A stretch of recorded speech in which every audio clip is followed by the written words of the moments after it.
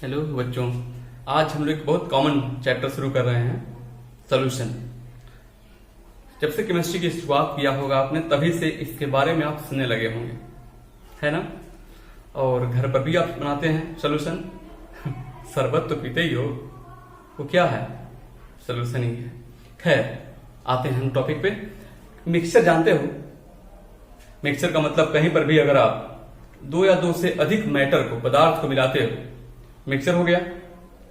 और जब मिलाते हैं तो मुझे लगता है दो तरह की स्थितियां उत्पन्न होती हैं जिनको आप मिलाते हैं। कभी ऐसा देखिए, मिलाइए, जैसे मिट्टी को आपने मिला दिया पानी में, खूब उसमें चला दिया तो क्या होगा? घुस तो जाती मिट्टी, ये कुछ समय के बाद क्या, मिट्टी नीचे पानी ऊपर, मतलब वो नीचे बैठ जाती है मिट्टी। तो ऐसे जो सिस्टम होते हैं कहलाते हैं हेट्रोजीनियस मिक्सचर। क्या हो गए? हेट्रोजीनियस, कि हम लोग जिनको मिलाया आपने उनको अलग अलग आसानी से देख सकते हैं, वह मिलते नहीं हैं, वो हो गए हेट्रोजीनियस। और कुछ ऐसे मिलाने के बाद उनको अलग अलग खोजना मुश्किल हो जाता है। वह सभी डायरेक्शन में, थ्रू आउट ऑल डायरेक्शंस, सभी डायरेक्शन में एक जैसे हो जाते हैं। जैसे आपने साल्ट को, नमक को पानी मिला दिया, तो नमक पानी में कहा गया, किस कोने में बैठ गया दिखता नहीं है। या चीनी को मिला दिया पानी आपने, कहां चीनी चली गई पता नहीं चलता। ये क्या है? Homogeneous mixture. यानी कि दो तरह के मिक्सचर बनते हैं मेनली, होमोजेनियस और हेट्रोजेनियस। तो जो होमोजेनियस मिक्सचर है उसी का नाम होता है सॉल्यूशन। मतलब कह सकते हो आप, homogeneous mixture of, homogeneous mixture of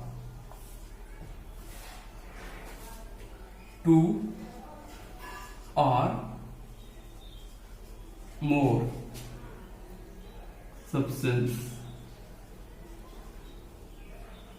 is called solution। इसी का नाम है सॉल्यूशन। होमोजेनियस होना चाहिए। होमोजेनियस मतलब देखिए यहां सब लिखा हुआ है, through out all direction composition एक जैसा होना चाहिए, उससे आप इनाम देखिए। इसमें है कि देखिए, इट कंसिस्ट, पहले तो कंसिस्ट ऑफ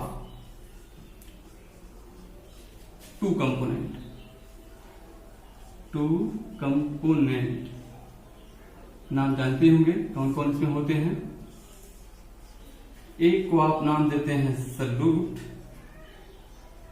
और दूसरे को आप नाम देते हैं सॉल्वेंट। और इसका एग्जांपल तो आप जानते ही, एग्जांपल क्या हो जाएगा इसका? क्या इसका एग्जांपल हो जाएगा? बोलिए। ठीक है, सुक्रोज ले लिए या ग्लूकोज, सुक्रोज इन वाटर। और एग्जांपल है अल्कोहल इन वाटर, है ना। बहुत से एग्जांपल बन जाएंगे। फिर आगे उसके बारे में डिस्कस करते हैं एग्जांपल सॉल्यूट और सॉल्वेंट। तो फर्स्ट ऑफ ऑल हम लोग यहां डिस्कस करना चाहेंगे क्या होता है सॉल्यूट और क्या होता है सॉल्वेंट। ये तो बचपन से पढ़ते आ रहेगा। कोई बताना चाहेगा आप में से? जरा सोचिए, क्या होता है सॉल्वेंट, क्या होता है सॉल्यूट? कोई? अरे गजोधर तुम्हें बता दो। नहीं, इसका मतलब है, अच्छा गलत बोल रहे हो। अच्छा खैर सुनिए, आपने बोला क्या? आपने बोला कि जिसको मिलाते हैं उसे सॉल्यूट और जिसमें मिलाते हैं उसको सॉल्वेंट। आपने ये बोला ना। गजोधर ही हो तुम। चलिए, आप नहीं, ऐसे बहुत से बच्चों का आंसर होता है, जिसको मिलाया उसे सॉल्यूट, जिसमें मिलाया उसको सॉल्वेंट।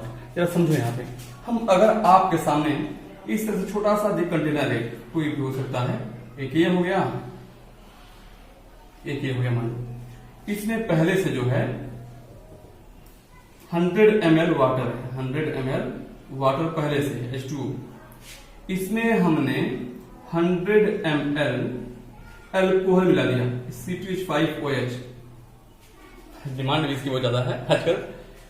और हम इसमें जो है पहले से 100 ml C2H5OH अल्कोहल लिए हैं और इसमें 100 ml मिला देते हैं पानी। तो पहचानना है। अब बताओ इसमें कौन सॉल्यूट कौन सॉल्वेंट? आपने तो कहा कि जिसको मिलाते हैं वह सॉल्यूट और जिसमें मिलाते हैं वह सॉल्वेंट। तो यहां पे कौन सॉल्यूट कौन सॉल्वेंट? गड़बड़ हो गया ना। तो फिलहाल ये डिफिनेशन आज के बाद कहीं मत बोलना, कहीं भी कोई पूछे आपसे अगर, तो आज के बाद कभी ना बोलना कि जिसको मिलाते हैं वह सॉल्यूट, जिससे मिलाते हैं वह सॉल्वेंट। गलत है। क्या बताएं सर? हम बता रहे हैं, देखिए कैसे।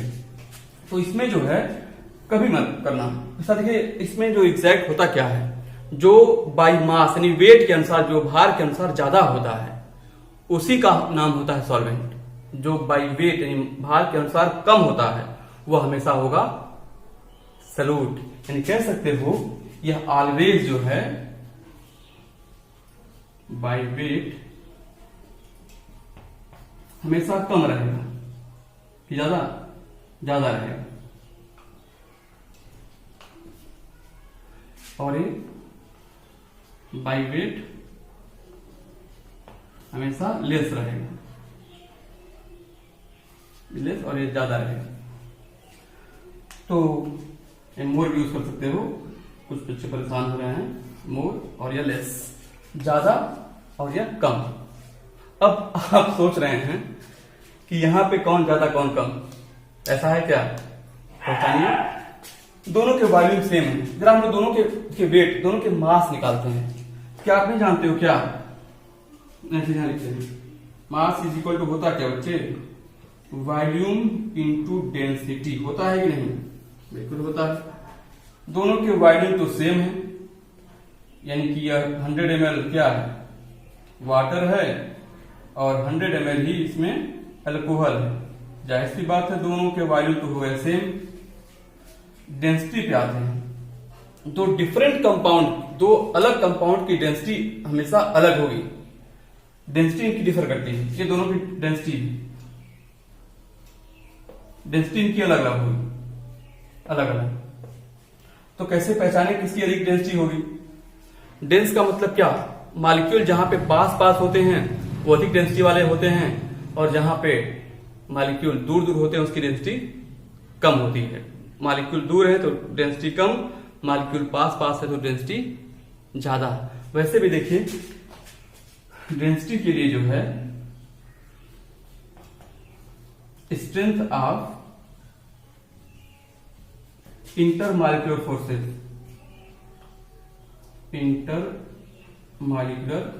फोर्सेस,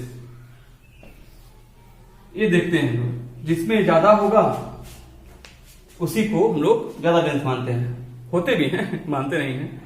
अब इसमें है क्या? इस दो चीज देखते हैं। एक तो देखते हैं हम लोग कौन एच बॉन्डिंग करेगा, अगर सभी करते हैं तो कौन ज्यादा करेगा, और अगर ऐसा नहीं है तो वहां पे देखते हैं वान डर वाल फोर्स। ये सब चीजें हम आगे डिस्कस किए हैं, करेंगे, पीछे कर चुके हैं, फिर आगे बताएंगे आप लोगों को। खैर यहाँ पे हम लोग एच बॉन्डिंग देते हैं। देखिए, और एच बॉन्डिंग बताया था हमने। एच बॉन्डिंग कौन करता है? जैसे नाम आ रहा है एच बॉन्डिंग यहाँ पे, तो एच बॉन्डिंग करता कौन है? एच बॉन्डिंग करने की कंडीशन क्या हो गई? एफ हो, ओ हो और एन हो, और इनसे जुड़ा हुआ हाइड्रोजन, तभी एच बॉन्डिंग होती है। मैंने कहा था एफ ओ एन, फोन से याद करना था। फोन पे अगर एच है तो ऐसे सभी कंपाउंड एच बॉन्डिंग करेंगे, है ना? एच बॉन्डिंग वाले अधिक डेंस होंगे। अब यहाँ पे दोनों के पास है, अल्कोहल के पास भी O पे H, H2O के पास भी O के पास H, एच बॉन्डिंग दोनों करेंगे। तब क्या करें सर? पहला तरीका, कौन ज्यादा करेगा? अगर सभी एच बॉन्डिंग करे तो एच बॉन्डिंग कौन ज्यादा करेगा? ज्यादा के लिए क्या हो जाएगा? अब देखिए H2O का स्ट्रक्चर ऐसे होता है, यह ऐसे, यहाँ H, यहाँ पे H।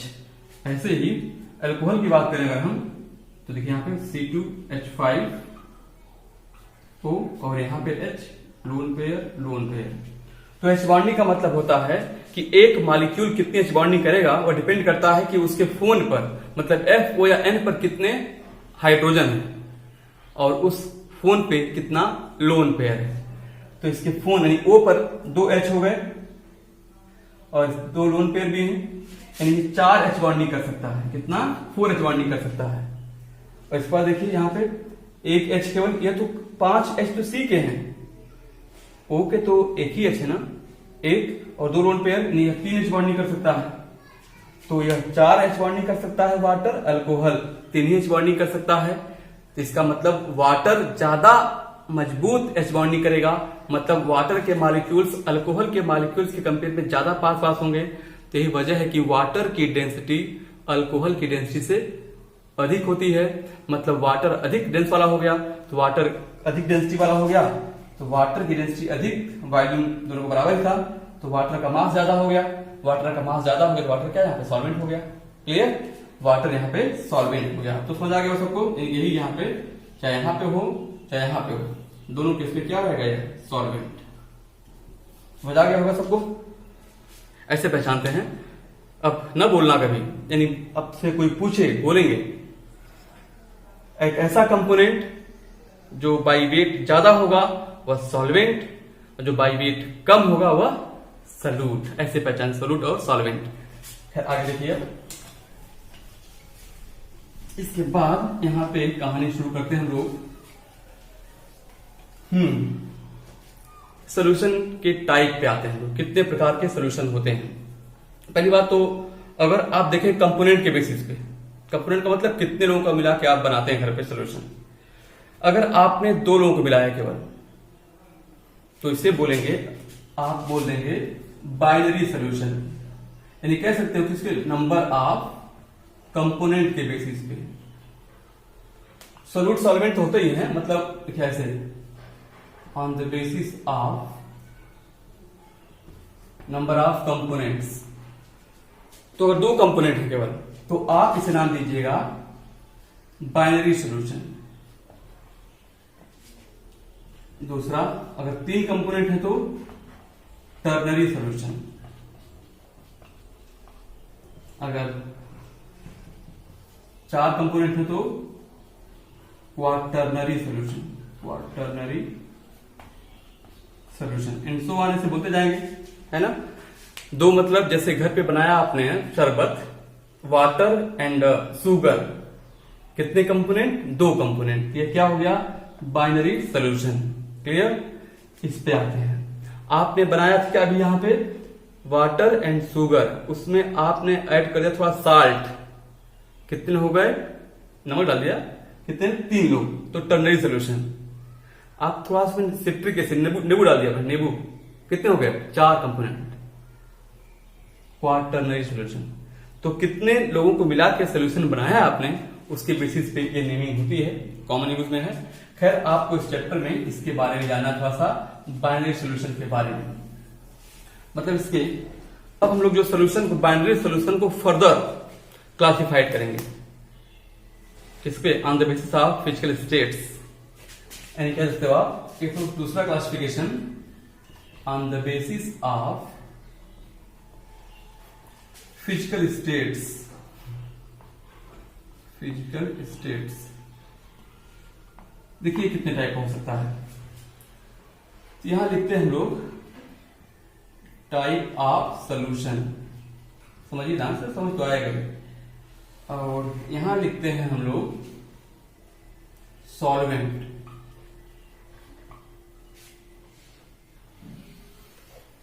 यहां लिखते हैं इसके सॉल्यूट, जो मिलाएंगे, जो बाई वेट कम होगा, और यहां लिखा जाएगा इनके एग्जाम्पल्स। तो फर्स्ट जो एग्जाम्पल हम लोग डिस्कस करने वाले हैं लिक्विड सॉल्यूशन के बारे में। तो पहला लिक्विड सॉल्यूशन देख लेते हैं। लुक लिक्विड जैसा, दिखने में लिक्विड जैसा होगा तो लिक्विड सॉल्यूशन, सॉलिड दिखाई देगा ठोस तो सॉलिड सॉल्यूशन, और गैस दिखाई देगा तो गैसीय सॉल्यूशन। तो इससे फर्स्ट पे आते हैं हम लोग, सॉल्वेंट को हम लोग लिक्विड लेते हैं। आपको एक बात और बता दें, हम जनरली सॉल्यूशन उसी फेज को एक्वायर करता है जो सॉल्वेंट की फेज होती है। जो सॉल्वेंट की अवस्था होती है, सॉल्यूट भी उसी अवस्था को एक्वायर करता है, तब सॉल्वेंट से ही ये नाम आता है। तीनों लिक्विड हो गए, तो हम यहाँ पे एग्जाम्पल यूज करते हैं इसका। पहले अगर इसमें मिलाए पहले सॉलिड एक बार मिलाया आपके लिए लिक्विड, और एक बार मिलाया इसमें आपके लिए गैस, इसके बाद दूसरा नाम लिखा जाएगा। तो इसमें देखिए क्या है, तो लिक्विड में सॉलिड, ऐसा कोई एग्जांपल जानते हो क्या? हाँ बिल्कुल, सुक्रोज इन वाटर या glucose in water, glucose in water या सुक्रोज इन वाटर या साल्ट इन वाटर, नमक कुछ भी देना है, इससे आगे बहुत से एग्जाम्पल बन जाएंगे। लिक्विड में लिक्विड डालते हैं, ऐसा एग्जाम्पल बहुत से जो ड्रिंक करने वाले होते हैं। हाँ सही बोल रहे हो, ड्रिंक मतलब अल्कोहल पानी मिला के पीते हैं कि पानी अल्कोहल मिला के पीते हैं, पता नहीं। अल्कोहल को पानी में मिला के पीते हैं, पानी का अल्कोहल में, आई डोंट नो। लेकिन यहाँ पे जो है हम लोग सल्यूट जिसको लें उसका अमाउंट कम कर दें, ये हो जाएगा C2H5OH। क्या आप जानते हो कि जो ड्रिंक अल्कोहल लेते हैं लोग, यही इसका फार्मूला है, ethyl alcohol, ethyl alcohol in water. दोनों लिक्विड है, ये भी लिक्विड होता है, ये भी लिक्विड होता है, इसे क्लियर? इस टाइप का हो गया। लिक्विड में गैस, लिक्विड में गैस, कोई ऐसा एग्जांपल आपके सामने? लिक्विड में गैस हो, कोल्ड ड्रिंक्स पीते ही हो, जितने सॉफ्ट ड्रिंक्स आती हैं, कोल्ड ड्रिंक की बोतल खोलते हो, गैस बाहर निकलती है, वो क्या है? CO2 गैस बोतल में रहती है। इसकी पूरी केमिस्ट्री बताएंगे आगे हम, कि उसमें नमक डालने में बहुत तेज से बाहर क्यों फेंकता है, कोल्ड ड्रिंक गर्म हो तो अच्छी क्यों नहीं लगती, इन सब को आगे डिस्कस किया जाएगा। यहाँ पे हम लोग, हाँ सबसे अच्छा, तालाब हो, पोखरा हो या घर पे जो पानी पीते हो, सभी पानी में ऑक्सीजन डिजॉल्व है कि नहीं? अगर ऑक्सीजन डिजॉल्व ना होती तो मछलियां पानी में कैसे रहती, मेढक पानी में कैसे रहते? मतलब ऑक्सीजन पानी में डिजॉल्व रहता है, कह सकते हो आप। आगे हम बताएंगे भी आपको, देखिएगा कि गर्मी के दिनों में मछलियां बाहर मुंह क्यों निकालती हैं, ठंडी में नहीं दिखती हैं, सब चीजें, सबका कारण आपको आगे मिलेगा। खैर, ये हो जाएगा oxygen O2 dissolve in water, ये इसका एग्जाम्पल है। खैर, एक सेट हुआ। अब देखिए इसके बाद समझ गए होंगे आप लोग। दूसरे में ले लेते हैं हम लोग, इसको सॉलिड लेते हैं। इसके बाद सॉलिड है, इसको सॉलिड लेते हैं, सॉलिड लेते हैं, सॉलिड 3 बार लेते हैं, क्योंकि 3 बार मिलाएंगे। इसमें सॉलिड मिलाया जाए, यहाँ पे लिक्विड मिलाया जाए, और यहाँ पे गैस मिलाया जाए, 3 हो गया, दिख रहा होगा आप लोगों को। अब सॉलिड में सॉलिड, सॉलिड में सॉलिड, एलॉय, एलॉय जानते हैं कोई आप मुझसे? ये क्या है? होमोजेनियस मिक्सचर ऑफ 2 और मोर मेटल्स, होमोजेनियस मिक्सचर ऑफ 2 और मोर मेटल्स, जहां पे 2 या 2 से ज्यादा मेटल्स एक साथ रहते हैं। ऐसा कोई जानता है एग्जांपल? हाँ, एक तो कॉमन जो गोल्ड घर पे यूज होता है ऑर्नामेंट पर्पज से होता है ना यूज, उस कॉपर के साथ यूज करते हैं। जैसे आपने कभी सुना होगा ऐसे कि दिया रहता है क्या, 20 कैरेट गोल्ड, 20 कैरेट गोल्ड दिया रहता है ना। दरअसल जो गोल्ड है वो हमेशा कॉपर के साथ यूज होता है, Cu के साथ, तो दोनों को मिला के 24 होना चाहिए। तो 24 में जितना हिस्सा गोल्ड का रहता है उसे कैरेट बोलते हैं। तो 20 कैरेट कहा गया है, इसका मतलब ये हो गया कि इसमें 20 पार्ट गोल्ड का हो गया और रिमेनिंग 4 पार्ट इसमें कॉपर के हो गए। ठीक है, ऐसे ही अगर बच्चा आपसे कहा जाए 16 कैरेट, तो अब तो आप इसका मतलब समझ ही गए होंगे क्या इसका मतलब है। 16 पार्ट किसका है, गोल्ड का, रिमेनिंग कितना, 8 पार्ट किसका हो जाएगा, कॉपर का। तो ये कैरेट का मतलब भी समझ गया आप लोग। तो यह एग्जाम्पल इसका क्या, एग्जाम्पल यही हो गया, बोलिए क्या, copper with gold, copper with gold. ठीक है, और भी जान सकते हो आप लोग। आप जानते होंगे ब्रास, नाम सुना होगा आप लोगों ने, ये भी क्या है किसका, कॉपर एंड जिंक का, कॉपर एंड जिंक का। ऐसे ही एक और देखिए इलाज लिखते हैं यहाँ पे, ब्रांच, ये किसका होता है, ये भी एक इलाज है। इसमें 2 मेटल्स होते हैं, कॉपर होता है और SN होता है, 2 मेटल्स यहां भी है। देखिए एक ऐसे होता है जर्मन सिल्वर, जर्मन सिल्वर, इसमें क्या क्या होते हैं, CuNi और Zn, 3 होते हैं। देखिए इसमें एक खास बात और देखिए, आप जानते हैं सिल्वर का सिंबल संकेत एजी होता है। एजी जो इसका एलॉय है, इसमें तो सिल्वर है ही नहीं है, फिर भी दरअसल ये जो मिक्सचर है तीन मेटल्स का, यह लुक इसका आता है सिल्वर जैसा, जो जर्मनी में पाया जाता है। इसका नाम क्या हो गया? German silver. अब एक खास बात और, यह बहुत ज्यादा एग्जाम में पूछता है, बहुत ज्यादा। कैसे आप याद रख पाओगे? याद रखना, देखिए सीयू, कुछ नहीं जानता, कुछ नहीं जानता सिल्वर के बारे में और नाम जर्मन सिल्वर। कुछ नहीं जानता सिल्वर के बारे में और नाम है जर्मन सिल्वर। याद कर लोगे ना? ठीक है। एक और याद कर लीजिए यहां से, एक का नाम हम और यहां लिख देते हैं मिटा के इसको। एक आता है गन मेटल, ये भी बहुत पूछता है कि ये किसका आला है। तो आप एक चीज याद, यह कहा जाता है यह मिक्सचर है किसका? ब्रास का और ब्रांच का। ब्रास और ब्रांच का मिक्सचर होता है गन मेटल। जैसे जो मेटल बनता है, यह बंदूक बनाने में इस मेटल का यूज करते हैं। कहां पे? बंदूक बनाने में, गन बनाने में यूज करते हैं। इसका नाम क्या है? Gun metal. यह ब्रांच और ब्रास का मिक्सचर है। तो ब्रांच और ब्रास में कॉमन क्या है? कॉपर।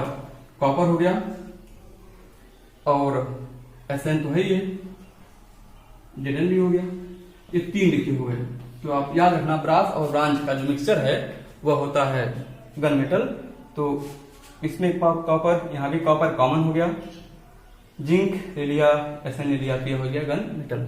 यह दोनों सब सॉलिड है। ये इसका बेस्ट एग्जांपल, तो इसको आप जरूर याद रखना। अलग से क्वेश्चन बनता है, जब पढ़ाएंगे आपको मेटलर्जी, तो वहां पे इसका यूज देखिएगा आप लोग। और बी ब्लॉक में भी इसका ज्यादा यूज है। खैर आई थर्ड पे, सॉलिड में लिक्विड। सॉलिड ज्यादा है, लिक्विड कम है, ऐसा कोई एग्जांपल? हाँ, आपने नाम सुना होगा सोडियम अमलगम या अमलगमेटेड सोडियम, ये ऐसे लिखा रहता है NaHG। भाई पूरी केमिस्ट्री में इकलौता मेटल मरकरी लिक्विड होता है और सोडियम मेटल है। कहीं कहीं लिखा रहेगा zinc amalgam, zinc amalgam, zinc के साथ Hg, ये भी इसी में आ जाएगा। यानी कि मरकरी मेटल है लिक्विड के रूप में, लिक्विड हो गया, और सोडियम सॉलिड हो गया, तो ये इस सीरीज में आ जाएगा। ऐसे ही थर्ड देखिए, सॉलिड में गैस।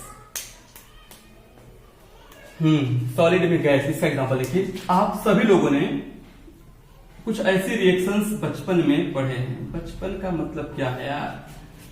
इस पे H2 कभी जोड़ा है आपने? पाई बॉन्ड टूटता है तो बनता है CH3CH3। या हाइड्रोजिनेशन होता है एल्कीन का, या एल्काइन का भी हो सकता है।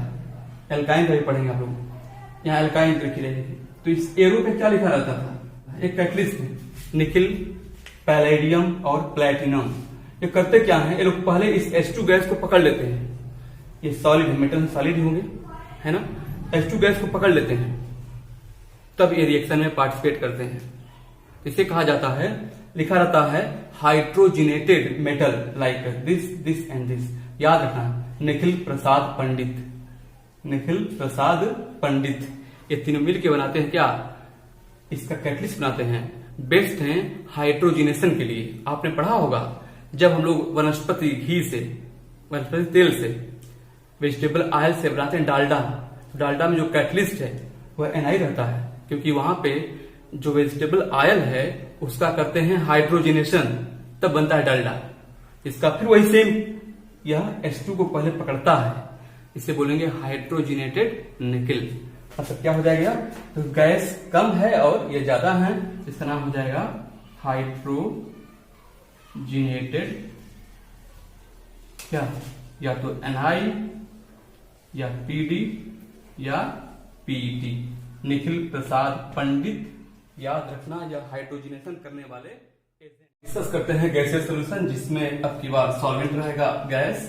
तो यहां पे लेते हैं गैस, गैस, और इससे मिलाते हैं एक बार सॉलिड, एक बार लिक्विड, और फिर एक बार गैस। तो एक ऐसा सॉल्यूशन जिसमें सॉल्वेंट गैस हो, सॉलिड हो सोलूट। इसका बेस्ट एग्जांपल तो होता है, कह सकते हो आप, कैम्फर इन N2 गैस। कपूर को जानते हैं आप लोग, यह आसानी से N2 गैस में डिजॉल्व होता है। तो यह इसका बेस्ट एग्जाम्पल है। और भी डस्ट बेस्ट एग्जाम्पल हो सकता है, बट बेस्ट होता है कैम्फरिन N2 गैस। गैस में लिक्विड लेते हैं अगर आप, गैस में लिक्विड, तो सबसे अच्छा इसका एग्जाम्पल है क्लोरोफॉर्म लिक्विड, जानते हो सब लोग। और यह जो है अच्छे से डिजॉल्व हो जाती है N2 गैस में। डिजॉल्व होने का रीजन, कैसे कौन कहाँ डिजॉल्व होता है, इसी चैप्टर में पढ़ना है। और गैस में, गैस तो पूरी एयर ले सकते हो आप कुछ भी, बट हम लोग बाइनरी में अगर बात करें तो mixture of O2 and N2, ये दोनों गैसें, सभी गैसें आपस में मिसबुल हैं, तो ये दोनों ले सकते हैं। तो ऐसे बहुत से एग्जाम्पल हो सकते हैं। चैप्टर काफी अच्छा है। आगे इनके कंसंट्रेशन को रिप्रेजेंट करने के लिए, सोल्यूशन की कंसंट्रेशन को रिप्रेजेंट करने के लिए कुछ यूनिट्स हैं, जैसे molarity, formality, normality, mole fractions, and उसके बाद है इस चैप्टर में कोलिगेटिव प्रॉपर्टीज। इसको आगे डिस्कस करते हैं हम लोग अगले लेक्चर के लिए। लेते छोटा सा ब्रेक।